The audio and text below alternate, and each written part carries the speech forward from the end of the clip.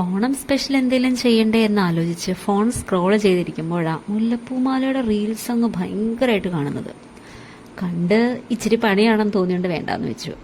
പിന്നെ ഞാൻ കണ്ട പല റീലുകളും എൻ്റെ തന്നെ ഫ്രണ്ട്സ് എനിക്ക് ഷെയർ ചെയ്ത് തരാൻ തുടങ്ങി. ഇതൊക്കെ ഒന്ന് ചെയ്തുകൂടെ എന്നുള്ളൊരു ടോണിൽ. അത് മാത്രമല്ല, മലയാളിക്ക് പൂവും പച്ചക്കറിയും തരുന്ന തമിഴ്നാട്ടുകാരും, എന്തിന് ഹിന്ദിക്കാർ വരെ ഓണം സ്പെഷ്യൽ എന്ന് പറഞ്ഞ് ഓരോന്നുണ്ടാക്കിയിടുന്നു. എന്നാ പിന്നെ ഒന്ന് ട്രൈ ചെയ്യാമെന്ന് ഞാനും വിചാരിച്ചു. പാറ്റേണൊക്കെ സെർച്ച് ചെയ്ത് നോക്കിയപ്പോൾ വളരെ സിമ്പിളാണ്. ആകെ കുറേ ചെയിൻ സ്റ്റിച്ച്, ഡബിൾ ക്രോഷേ, ആ ഡബിൾ ക്രോഷേ വെച്ചൊരു പോപ്കോൺ സ്റ്റിച്ച്, പിന്നെ ഒരു സ്ലിപ്പ് സ്റ്റിച്ച്. പണി കഴിഞ്ഞു. റൗണ്ടുകളില്ല, ഒത്തിരി ബഹളങ്ങളില്ല. പക്ഷെ ചെയ്ത് തുടങ്ങിയപ്പോഴാണ് സംഭവം അത്ര സിമ്പിളല്ല. കാരണം നമ്മളെ ചെയ്തെടുക്കുന്ന എല്ലാ ചെയിൻ സ്റ്റിച്ചിലും ഈ പോപ്കോൺ സ്റ്റിച്ച് ചെയ്യണം. എങ്കിലേ ഗ്യാപ്പില്ലാതെ നല്ല ഒറിജിനൽ ലുക്കിൽ മുല്ലപ്പൂമാല കിട്ടുള്ളൂ.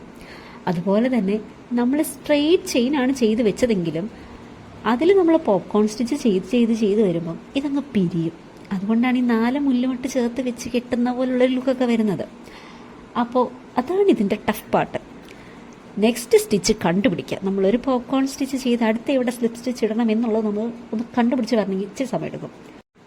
പിന്നെ ഇതിങ്ങനെ പിരിയുന്നത് കൊണ്ട് തന്നെ നമ്മൾ ആദ്യം എടുക്കുന്ന ഫൗണ്ടേഷൻ ചെയിൻ്റെ ലെങ്ത് ഒന്നും ചെയ്ത് വരുമ്പോൾ ഉണ്ടാവില്ല, അതൊന്ന് കുറയും. സോ നമുക്ക് വേണ്ട ലെങ്ത്തിനേക്കാളും 10-15 സെൻറ്റിമീറ്റർ കൂടുതൽ ഫൗണ്ടേഷൻ ചെയിൻ ചെയ്യാനൊന്ന് ശ്രദ്ധിക്കുക. ഇതൊക്കെ എനിക്ക് കിട്ടിയ പണികളാണ്. പിന്നെ ഒരു ചെയിൻ പോലും മിസ്സാവാതെ പോപ്കോൺ സ്റ്റിച്ച് ചെയ്യണം. മിസ്സായാൽ ഫ്ലവറിൻ്റെ ഇടയ്ക്കുള്ള ഗ്യാപ്പ് കൂടും. ഈ പച്ചത്തണ്ട്, അതായത് നമ്മുടെ പച്ച നൂല് കൂടുതൽ വിസിബിൾ ആകും. പിന്നെ ഇതിന് കുറച്ച് പ്രത്യേകതകളുണ്ട്. ഒന്ന്, മണമില്ല. അതുകൊണ്ട് തന്നെ മുല്ലപ്പൂവിൻ്റെ നല്ല മണം വേണമെങ്കിൽ സ്പ്രേ അടിക്കണം. 2, സാധാരണ മുല്ലപ്പൂവിനേക്കാളും വില കൂടുതലാണെങ്കിലും കോസ്റ്റ് എഫക്റ്റീവുമാണ്. കാരണം ഓണമായാൽ മുല്ലപ്പൂവിനൊക്കെ നല്ല പൊള്ളുന്ന വിലയാണ്, മൊത്തത്തിൽ പൂവിന് വിലയാണ്. പക്ഷേ നമുക്ക് ഇതെല്ലാം 1 ടൈം യൂസാണ്. എന്നാൽ ഈ മുല്ലപ്പൂ ഓണം കഴിഞ്ഞാലും വാടത്തില്ല. വിഷുവിനോ കല്യാണങ്ങൾക്കോ ഇനി ഒന്നുമല്ല, ചുമ്മാ ഒരു സാരി ഉടുത്തൊരുങ്ങി കെട്ടി നിൽക്കാനാണെങ്കിൽ പോലും ഈ മുല്ലപ്പൂ എടുത്ത് നമുക്ക് തല വയ്ക്കാം. 3, എക്കോ ഫ്രണ്ട്ലി ആണ്.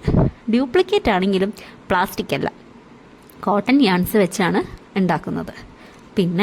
പിന്നൊന്നുമില്ല. ഇത്രയൊക്കെ എനിക്കറിയുള്ളൂ. അപ്പോൾ ഇതാണ് ഈ മുല്ലപ്പൂവിൻ്റെ കഥ. അപ്പോൾ ഓണം ഇങ്ങടുത്തു. ആർക്കെങ്കിലും ക്രോഷേ മുല്ലപ്പൂ വേണമെന്നുണ്ടെങ്കിൽ എൻ്റെ കയ്യിൽ നിന്നല്ല, വേറെ ഏത് ക്രോഷേ ആർട്ടിസ്റ്റിൻ്റെ കയ്യിൽ നിന്നാണെങ്കിൽ പോലും പെട്ടെന്ന് ഓർഡർ കൊടുത്തു. കാര്യം പറഞ്ഞു പിടിച്ച് വരുമ്പം ചെയ്യാൻ കുറച്ച് സമയമെടുക്കും. അപ്പോൾ അതുകൊണ്ട് അവസാന നിമിഷത്തേക്ക് ആരും വെക്കണ്ട.